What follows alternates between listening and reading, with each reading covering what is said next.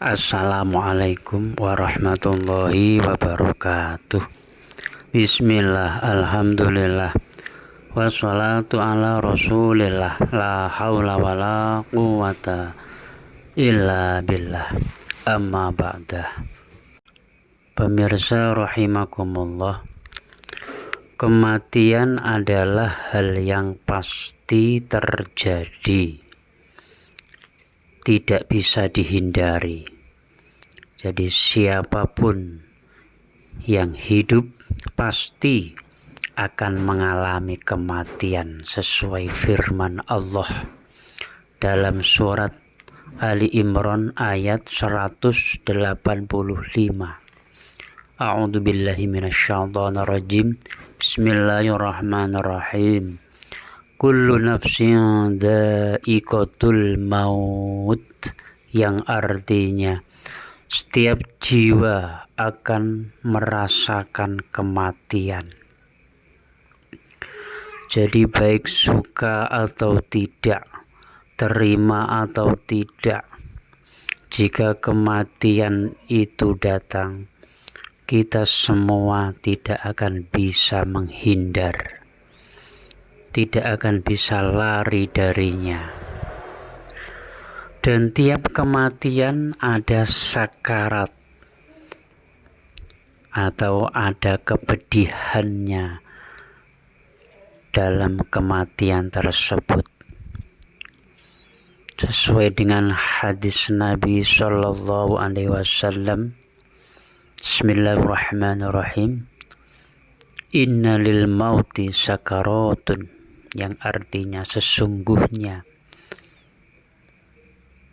kematian ada sakarat, ada kepedihannya. Adapun ukuran kepedihan bagi tiap-tiap orang berbeda-beda, tergantung amalnya di dunia.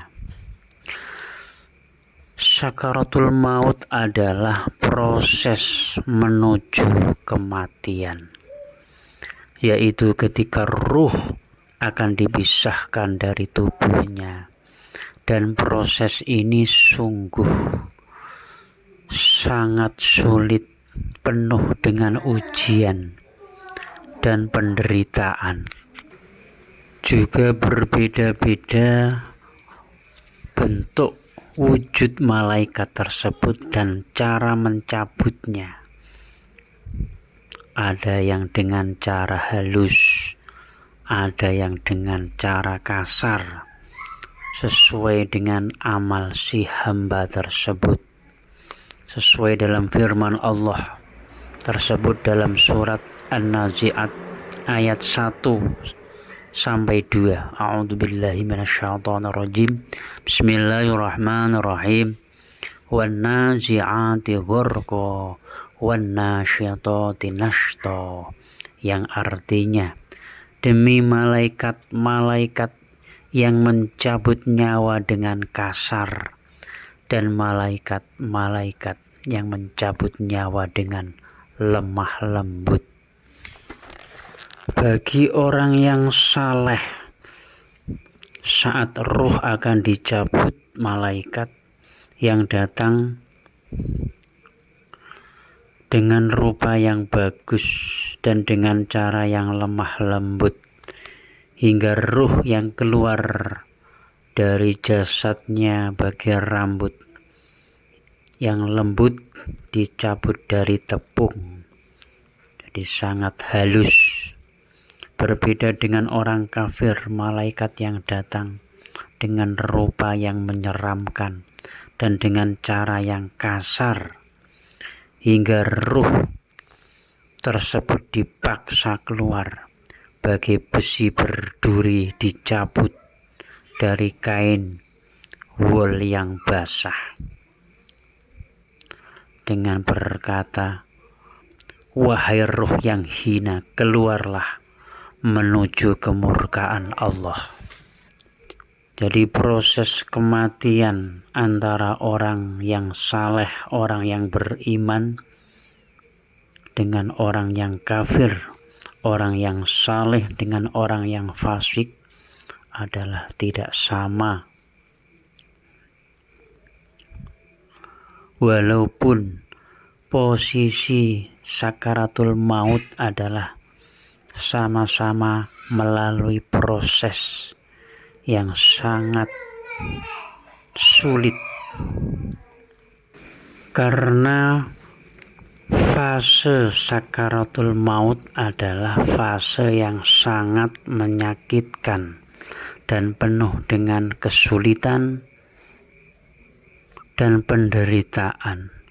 Proses pencabutan nyawa manusia akan diawali dengan saat-saat yang menegangkan dan sangat menyakitkan yang disebut dengan sakaratul maut. Tersebut dari Abi Dunya radhiyallahu, dari Saddad bin Aus radhiyallahu berkata, Bismillahirrahmanirrahim. Al-mautu afdha'u haulin fid dunya wal akhirah 'alal mu'min wa huwa ashaddu min nashril manashir wa qardin bil maqaridi wa 'ala fil quduri walau annal mayyit nushira fa ahbaru ahlad dunya bil mauti ma intafa'u bi'aishin wala ladhu binaumin, yang artinya kematian adalah kengerian yang paling dahsyat di dunia dan akhirat bagi orang yang beriman. Kematian lebih menyakitkan dari goresan gergaji, sayatan pisau, panasnya air mendidih di bejana. Seandainya ada mayat yang dibangkitkan dan menceritakan pada penduduk dunia tentang sakitnya kematian, niscaya penghuni dunia tidak akan nyaman hidupnya dan tidak nyenyak tidurnya. Begitu derita orang yang mengalami sakaratul maut, dia akan merasa haus dan lapar yang maha dahsyat. Untuk itu disunnahkan diberi minum jika terlihat sangat membutuhkan, bahkan diwajibkan memberi minum bagi orang yang sakaratul maut agar tidak tergoda oleh godaan syaitan yang dengan iming-iming memberi minum berupa air yang berwarna putih segar, tapi dengan permintaannya yaitu tidak beriman kepada Allah atau menyembah Dia dan seterusnya. Na'udzubillah min dzalik. Jadi untuk menolong mereka disunnahkan jika terlihat sangat kehausan, disunnahkan diberi minum, bahkan diwajibkan untuk menolong orang yang sakaratul maut tadi. Karena bagi orang yang akan mengalami sakaratul maut, iblis dengan bala tentaranya berkumpul bersatu ingin menggelincirkan orang tersebut. Karena itu kesempatan yang terakhir. Jika dia gagal, maka dia tidak akan bisa menggelincirkan untuk selama-lamanya. Untuk itu bagi orang yang mengalami sakaratul maut adalah detik-detik yang sangat menegangkan dengan menghadapi segala tipu daya syaitan. Na'udzubillah min dzalik. Di antara dalil yang menegaskan terjadinya proses sakaratul maut pasti terjadi adalah tersebut dalam firman Allah surat Al-Qaf ayat 19. A'udzu billahi minasyaitonir rajim. Bismillahirrahmanirrahim. Wa ja'at sakaratul mauti bil haqqi dzalika ma kunta minhu tahdid, yang artinya dan datanglah sakaratul maut dengan sebenar-benarnya, itulah yang kamu selalu lari darinya. Jadi kejadian sakaratul maut pasti terjadi. Juga tersebut dalam surat Al-Qiyamah ayat 26 sampai ayat 30. A'udzu billahi minasyaitonir rajim. Bismillahirrahmanirrahim. Kalla idza balagatit taraqi wa qila marraq wa dhanna innahul firaq wa antaqatis saqu bis-saq ila rabbika yawma idzinil masaq. Sekali-kali jangan apabila nafas seseorang telah mendesak sampai kerongkongan, dan katakan padanya, siapakah yang dapat menyembuhkan? Dan dia yakin bahwa sesungguhnya itulah waktu perpisahan, dan bertaut betis kiri dengan betis kanan, dan pada Tuhanmu lah pada hari itu kamu dihalau. Itulah kondisi orang yang mengalami sakaratul maut. Tidak ada yang bisa menyembuhkan. Semuanya mengikuti kehendak Allah Subhanahu wa ta'ala.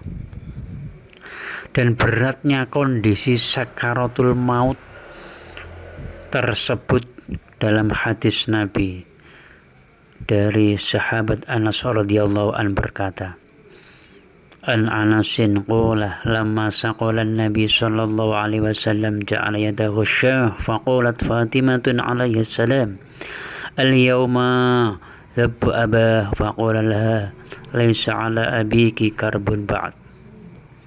Artinya tatkala kondisi Nabi makin memburuk, Fatimah radhiyallahu anha berkata, alangkah berat penderitaan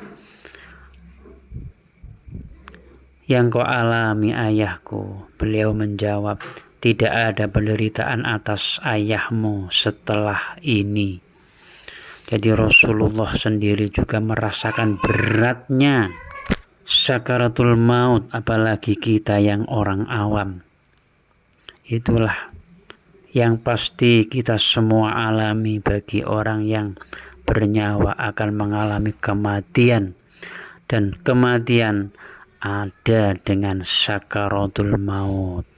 Untuk itu kita harus berbenah diri dengan amal yang baik, memperbanyak amal saleh sehingga mendapatkan kemudahan dalam menghadapi sakaratul maut. Demikian yang bisa kami sampaikan, mudah-mudahan bermanfaat. Wa'alafu minkum. Assalamualaikum warahmatullahi wabarakatuh.